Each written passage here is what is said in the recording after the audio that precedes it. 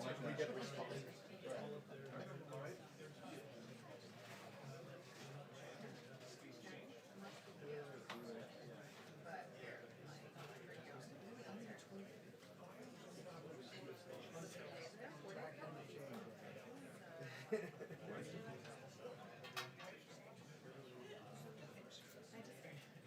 I'm saying my age, but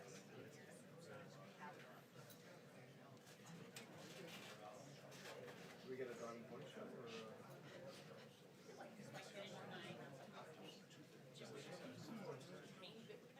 Do what with it?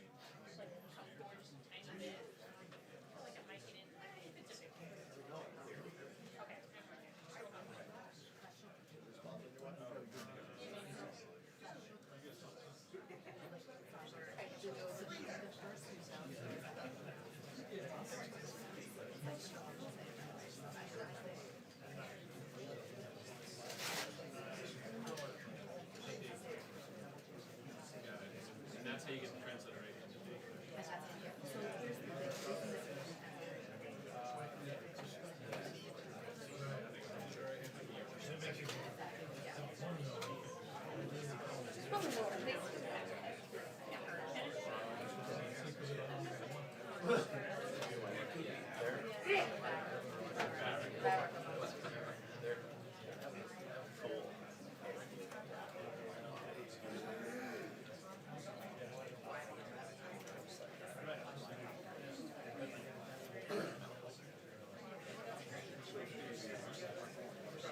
Absolutely.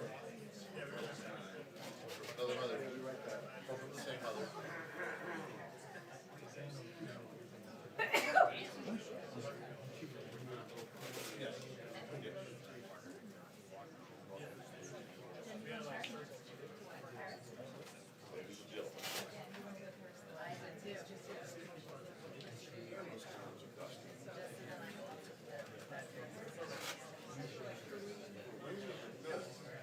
in the opposite direction during rush hour. Oh, no, I don't, but.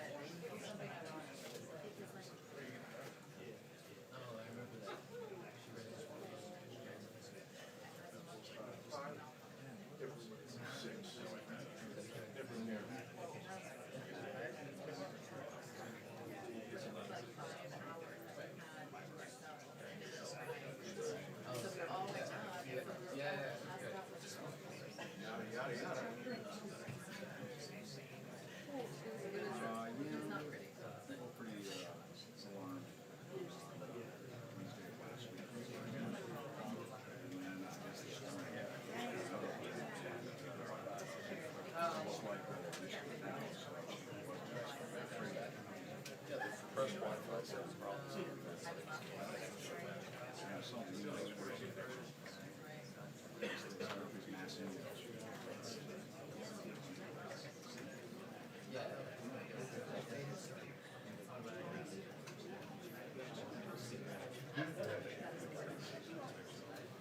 I do it around. They're talking about having one thing just a walk.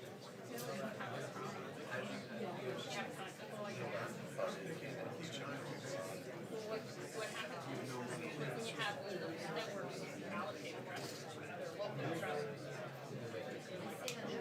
network, if they had allocated other addresses, Busy practicing, we don't know what's real. They do like 1,100, 150. even if it's like 500, it's like there's something.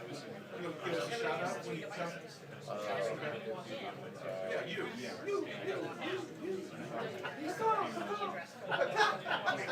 another, you know, it's so sometimes, a lot of times, networks are not but you can expand. You mean just like undercover or whatever? Oh. Like in your private address, there's a range.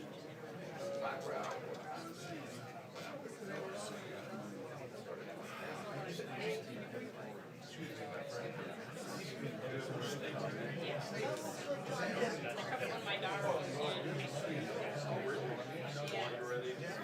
yeah, I did one class at a time for 4 years. So I had to do the second half.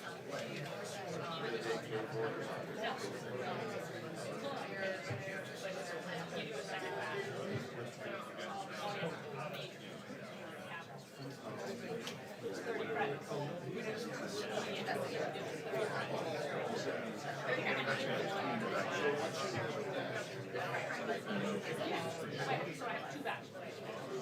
One in theater in 1977. Well, I'm not sure. I had one in English and speech communication. One night, 4 years ago, 5 years ago. Oh, 202. You're not gonna do that. You just give them your answers, your groups, and then you just do another major.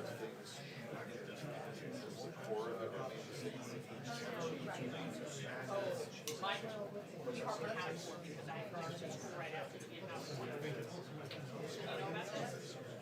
A lot of schools got rid of it. They didn't want kids to form out. They were all they had boys who weren't out in the draft. So my school was actually Well, it's funny because passed out. In the 70s, the year that I started, I mean in the late 60s, the year that I started was the first year that they weren't passed out. Again, because it was easier to get kids to pass than pass out. It was harder to get. So faster spell. Most kids after the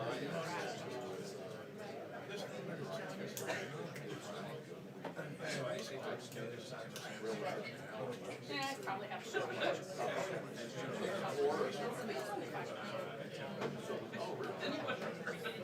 graduated in 2014. The same 4 years my daughter went to high school. I guess it should be reported, it should have been reported. Which one do you watch? The account's been shut. The lady that was like 97 years old. That is security samples, top storage. None of our security. Oh, this is that. And I think those talks I had that to be here. Yep. Had to be careful.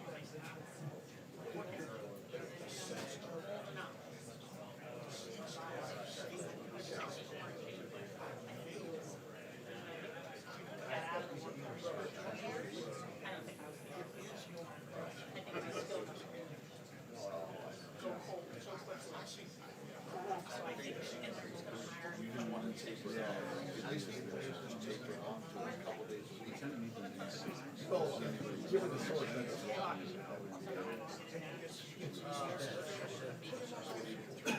I would just make that.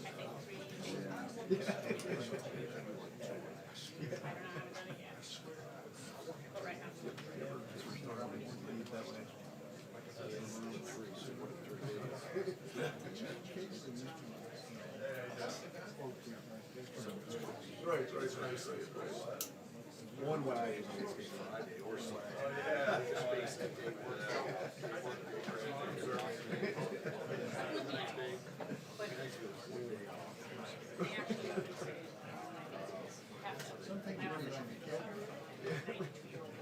or it could be the reporter.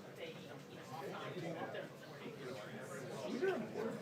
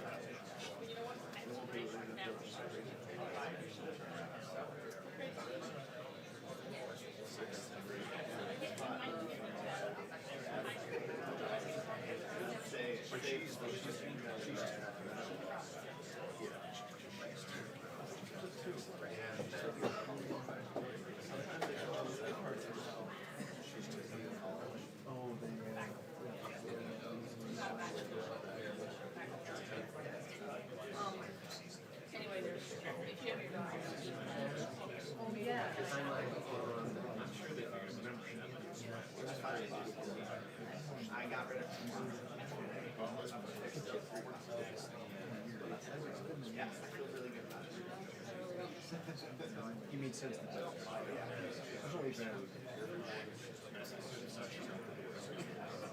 Or even a meeting on this.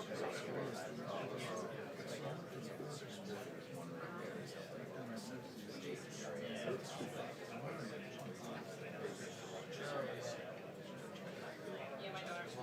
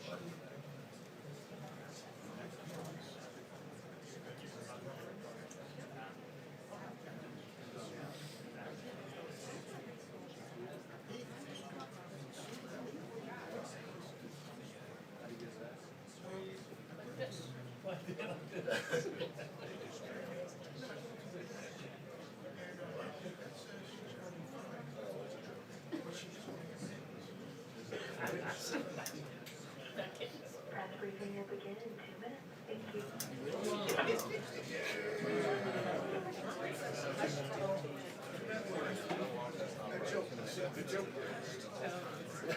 Dan's telling jokes, you better get out there.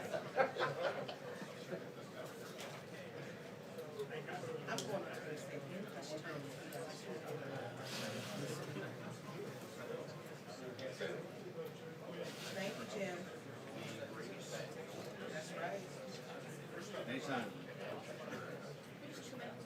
Need a half an hour?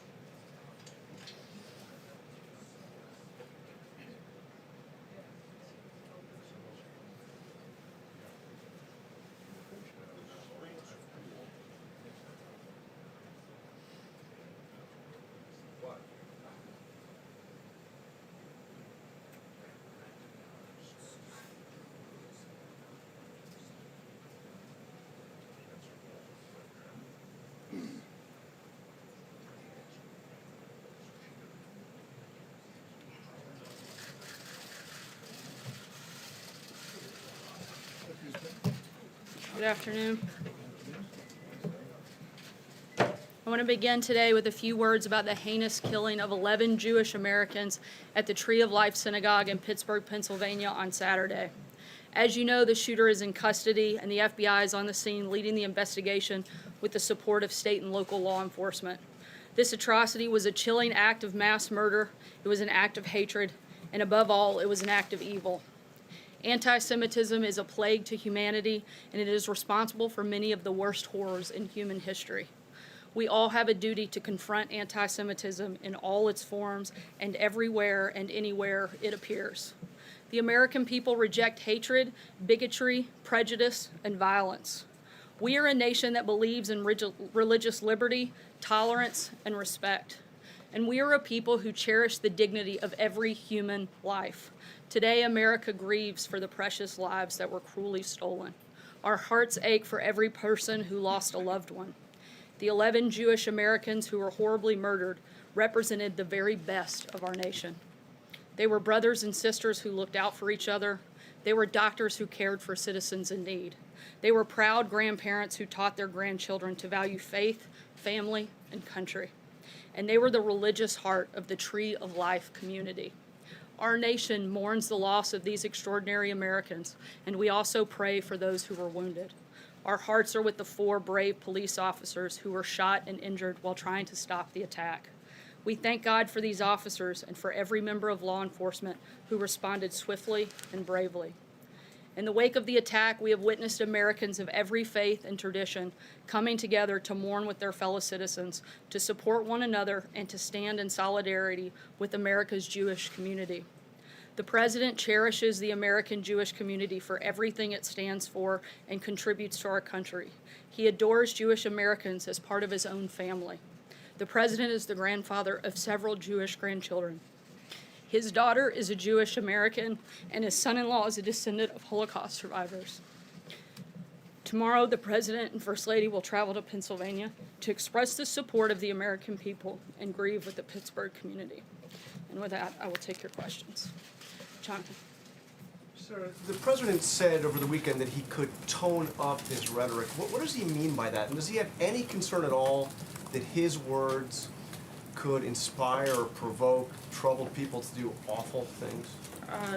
Certainly, the president wants, in moments where our country is hurting like we've seen in the last several days, find ways to bring our country together, and we've seen him do exactly that. However, the president is going to continue to draw contrasts, particularly as we go into the final days of an election, the differences between the two parties, particularly on policy differences. You'll continue to see him make that contrast, but he has certainly, I think, found those moments to bring our country together and certainly focus on some of the things that all of us can support and all of us can condemn as well. But he's also harshly attacked some of the very people that received those pipe bombs, and this morning suggesting that the news media is responsible for the anger in the country. How does he do that when, in the case of the pipe bomber, this was somebody who went to Trump rallies, this is somebody who had a van covered with attacks on the media and praise for the president. The shooter in Pittsburgh is somebody who was provoked, it seems, by the caravan that the president has spent so much time talking about. Why is he out there, when you say he's trying to unite the country, why is he out there The very making these attacks? The very first thing that the president did was condemn the attacks both in Pittsburgh and in the pipe bombs. The very first thing the media did was blame the president and make him responsible for these ridiculous acts. That is outrageous that would be the very first reaction of so many people across this country. I'm not finished. The only person responsible for carrying out either of these heinous acts were the individuals who carried them out. It's not the president, no more than it was Bernie Sanders' fault for the individual who shot up a baseball field of congressional Republicans. You can't start putting the responsibility of individuals on anybody but the individual who carries out the crime. Why is the president suggesting it's the news media? The president's the one placing blame here. No, the president's That's what he not did this placing morning. blame. The president's is not responsible for these acts. Again, the very first action that the president did was condemn these heinous acts. The very first thing that the media did was condemn the president and go after and try to place blame, not just on the president, but everybody that works in this administration. The major news network's first public statement was to blame the president, and myself included. I mean, that is outrageous that anybody other than the individual who carried out the crime would hold that responsibility. Steve? What's he going to take to stop these killings from happening over and over and over again? You know, I think if we had a good answer to that, I think everybody in the country would support it. If anybody knows the answer, I think certainly this administration would be all ears. The president spends every single minute of every single day looking for the best ways to protect the safety and security of Americans, and we're going to continue to do that. John? Just a second thing, is the president gonna give a speech on immigration this week? What's your thinking about options in terms of closing the border? We'll keep you posted if there's any scheduling announcement on an address on that topic. I'm not aware of that at this point in time. 11 Jewish leaders in the Pittsburgh area have said that the president's visit is not welcome unless and until he denounces fully and forthrightly white nationalism. Does the White House believe this president has done enough to denounce white nationalism? The president has denounced racism, hatred, and bigotry in all forms on a number of occasions. We'll continue to do that. I'm doing it here today. And I would also say at the same time that some individuals, they're grieving, they're hurting. The president wants to be there to show the support of this administration for the Jewish community. The rabbi said that he is welcome as well, and certainly we want to show our support for those individuals. I know that there was another meeting this morning about what to do about the border. You're thinking about an executive action, maybe some sort of regulatory action. Is one of the options being discussed making it impossible for anybody to claim asylum unless they enter through a port of entry? So that would mean that anybody who crosses the border illegally would not be able to make a valid claim of asylum? There are a lot of options that are being discussed right now. The number one priority is looking for ways to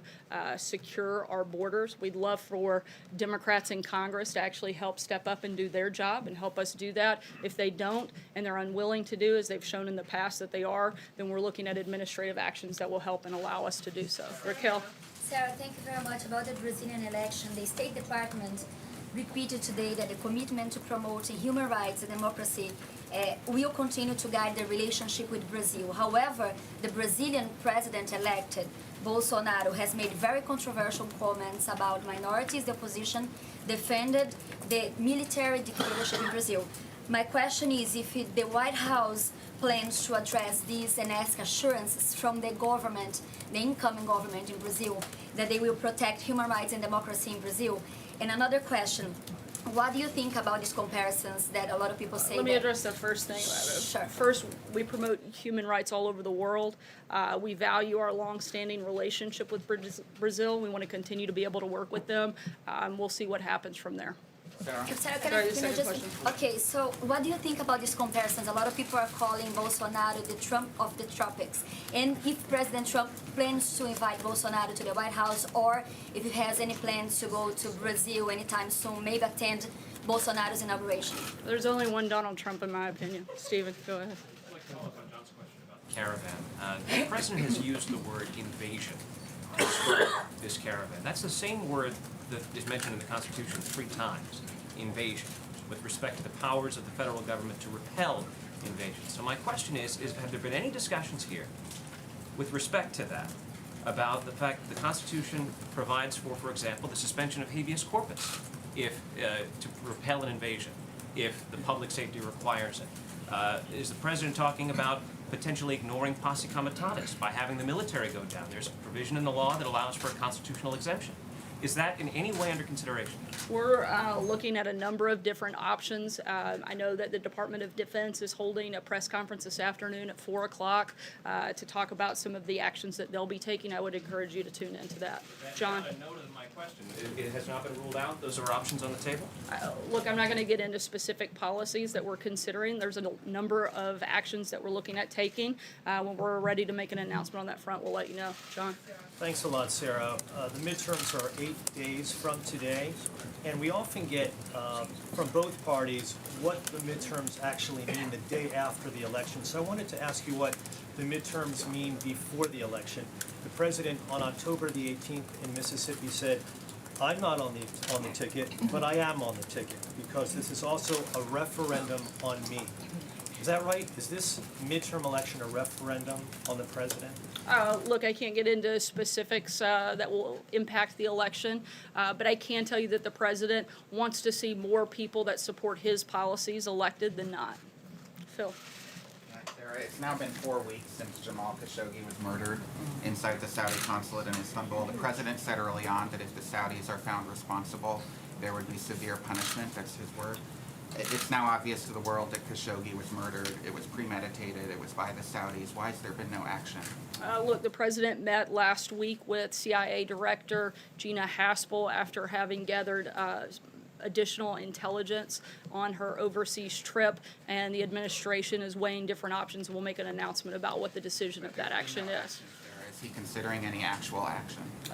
Like I just said, the administration is considering what action we will take moving forward based on that information and the briefing that the president received last week. Jill.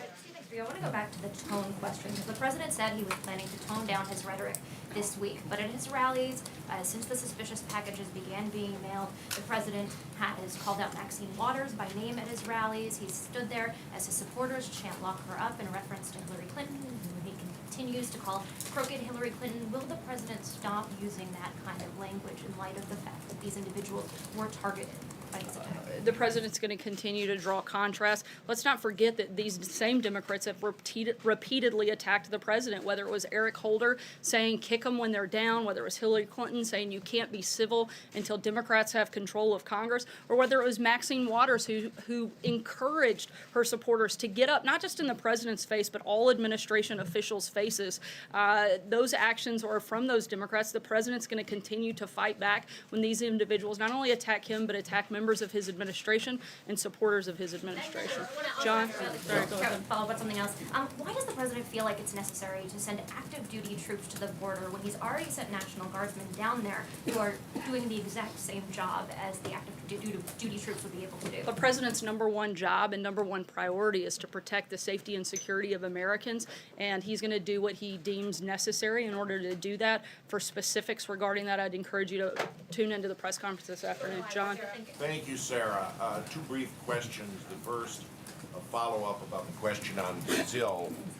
Up until a few months ago, you used to give us readouts of the president's calls with world leaders, including congratulatory calls to newly elected leaders, such as President Macron, Chancellor Merkel. Did the president, or does the president plan to make a call to President-elect Bolsonaro? He did, and he spoke with him last night. I actually sent a note to the White House press pool. If you didn't receive that, I'll make sure you do after the briefing's over. Sorry, second question. Sarah, is this, with the election 8 days away, some Republicans, such as Mr. Hugan, the nominee for the Senate in New Jersey, do not mention the president at all, do not invoke his name or image. Others, such as Mr. DeWine, running for governor of Ohio, have him in brochures and pictures. Is the president aware that some candidates run against him, and is this going to enter into his decision where to go in the final days? That's a decision for individual candidates to make. I think the president has an incredible story to tell. He's had a historic first 2 years, a number of successes that I think any Republican running for office should be proud of. Jim? Sarah, yeah, I wanted to ask you, David Lappin, who was spokesperson over DHS under General Kelly, Chief of Staff Kelly, a former Marine, worked at the Pentagon, tweeted this morning, I dealt with the news media nearly every day. I know quite a bit about the press and know this. They are not the enemy of the American people. Shouldn't you reserve the term enemy for people who are actually the enemy of the United States rather than journalists? The president's not referencing all media. He's talking about the growing amount of fake news that exists in the country, and the president's calling that out. May I ask a follow-up? Sure. May Go ahead. I ask a follow-up, please? May Go I ahead, ask a Jim. follow-up, please? Since you mentioned that, the president said this morning the fake news media, the true enemy of the people, must stop the open and obvious hostility and report the news accurately and fairly. Could you state for the record which outlets that you and the president regard as the enemy of the people? I'm not going to walk through a list, but I think those individuals probably know who they are. Would that include my outlet, which received the bomb I don't think last it's week? necessarily specific to a general, broad generalization of a full outlet at times. I think there's individuals that the president would be referencing. Jordan. So you're not going to state for the record then I mean, if the president is going to say the fake news media are the enemy of the people, and if you're going to stand there and continue to say that there are some journalists, some news outlets in this country that meet that characterization, shouldn't you have the guts, Sarah, to state which outlets, which journalists are the enemy of the people? Well, I think it's irresponsible of a news organization like yours to blame responsibility of a pipe bomb that was not sent by the president, not just blame the president, but blame members of his administration for those heinous acts. I think that is outrageous, and I think it's irresponsible. Jordan, go ahead. Sarah, we didn't say that the Jim, president... I've given you 3 questions. Jordan, go ahead. Thanks, Sarah. The president has talked multiple times about how the Republican lawmakers are going to protect pre-existing conditions if they keep control of Congress. But the administration is supporting a lawsuit that would undercut those protections under Obamacare and taken a couple of regulatory actions to that effect as well. So how do you square those two stances? And what's the plan, the Republican plan for protecting the Look, the pre-existing? president's health care plan that he's laid out covers pre-existing conditions. The president wants to lower premiums to make health care more affordable. Nobody will be charged higher premiums if they keep their coverage, and nobody will be denied coverage under the president. Emerald? Thank you, Sarah. On Chancellor Merkel's announcement that she'll be stepping down as party leader and won't seek to rerun as chancellor, what is the reaction from the administration, and how does that affect the relationship with Germany going forward?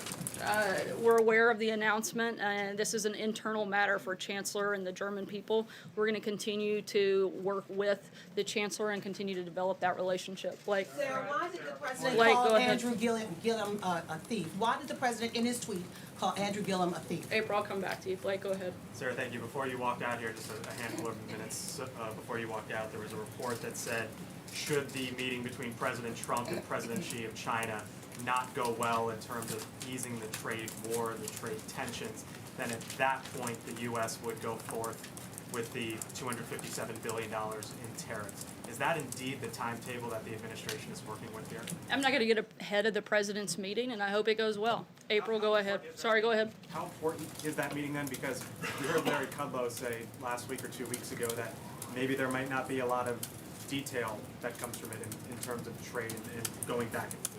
As the president likes to say, we'll see what happens. I'm not going to get ahead of the conversation. You have 2 of the most powerful leaders in the world. I think that's consequential no matter how you look at it, and we'll see what happens when they sit down. April, go ahead. The president's tweeting today, in one tweet specifically, he called Andrew Gillum, the Democratic nominee for governor in Florida, a thief. What is his definition of that statement? And also I want to ask you about issues of voter suppression. The president's talked about voter fraud. Let me answer your first question. That individuals under FBI investigation, I would refer you to that. I'm not going to get into specifics on that matter because it involves 2 candidates running for office, and I'm not going to impact that due to the Hatch Act. I'll leave that to the president to make those types of statements. And your second question. Yes, second question. The president talks about voter fraud at a time when there are allegations and proof of voter suppression taking place in the state of Georgia, where Stacey Abrams is ahead of the Republican contender, and also in North Dakota, where Native Americans who don't have a street address but have a P.O. box if they live on reservations, they're not able to vote. So what's going on with that? Is the president talking about that? Is he working on that Certainly, issue? we don't support any type of voter suppression. What we do support is voter integrity. Again, I'm not going to weigh into specifics that have impact on this election that's a few days away. I'll leave that for the president to lay out that specific case. Sager, go ahead. Thanks, Sarah. Could you tell us, does the White House currently believe that they have the legal authority to close the southern border? And is that an option that's being explored with relation to the caravan? Again, we have a number of options on the table. We're exploring each one of those. When we have a decision on that, we'll let you know. Vivian. Thanks, Sarah. 2 questions, please. First, last week we asked the president whether he'd call President Obama or any of the others that the bombs were addressed to, and he said, if they want me to, but will probably pass. Can you explain why that decision was taken? The president did speak with Governor Cuomo of New York last week, and as of this time, there aren't any plans for other calls. If there are, we'll let you know. Hallie, go ahead. So Last question. Can I ask one more about Jamal Khashoggi? Can you tell us if CIA Director Haspel actually heard the tape that the Turks allegedly have proving that he was killed in the embassy? In the consulate? I can't confirm or deny the specifics of the intelligence that Director Haspel saw while she was there. Last question, Hallie, Thanks, go Sarah. ahead. So throughout the course of this briefing, you have repeatedly defended the president's attacks on his political opponents as valid because the midterms are coming up. So at what point does the White House Not believe- because of the midterms. I've defended the president. I've defended the president fighting back when he's regularly attacked. There's a difference. Doesn't matter if there's a midterm or not. The president's going to defend himself and he's going to fight back. From a political perspective, right? You're making that point. From any it seems. perspective. But at what point does a national tragedy take precedence over the president needing to punch back? If not now, when? I think you saw the president do exactly that in the wake of a national tragedy, not just this week, but every time our country has experienced the type of heartache and pain that we have over the last week. This is a president who's risen to that occasion and worked to bring our country together in a number of occasions, whether it's the hurricanes, whether it's the Las Vegas shooting, whether it was the Pittsburgh shooting, all horrible, horrible tragedies that this country has experienced. And this president has come out, condemned the attacks when it is caused by an individual, and tried to look for ways to provide and bring the country together when it was a natural disaster. Both he and you have also acknowledged that in the next breath, after he calls for unity, he does talk about division in what you describe as drawing contrast. Is he incapable of, in the words of some, toning it down and toning down the rhetoric? Again, I think the president has had a number of moments of bringing the country together. Once again, I'll remind you that the very first thing the president did was condemn the attacker, and the very first thing the media did was blame the president. You guys have a huge responsibility to play in the divisive nature of this country when 90% of the coverage of everything this president does is negative, despite the fact that the country is doing extremely well, despite the fact that the president is delivering on exactly what he said he was going to do if elected. And he got elected by an overwhelming majority of 63 million Americans who came out and supported him and wanted to see his policies enacted. He's delivered on that. He's delivered on the promises he's made. And if anything, I think it is sad and divisive the way that every single thing that comes out of the media, 90% of what comes out of the media's mouths is negative about this president. Despite the fact that the economy is booming, despite the fact he said he would fix the trade deals, and he's done exactly that. He said he would defeat ISIS, and he has. The president has been delivering day in, day out, and I think it would be nice if every once in a while we could focus on a few of the positive things the president has done instead of just attacking him. Thanks so much, guys. Have a great day. No responsibility.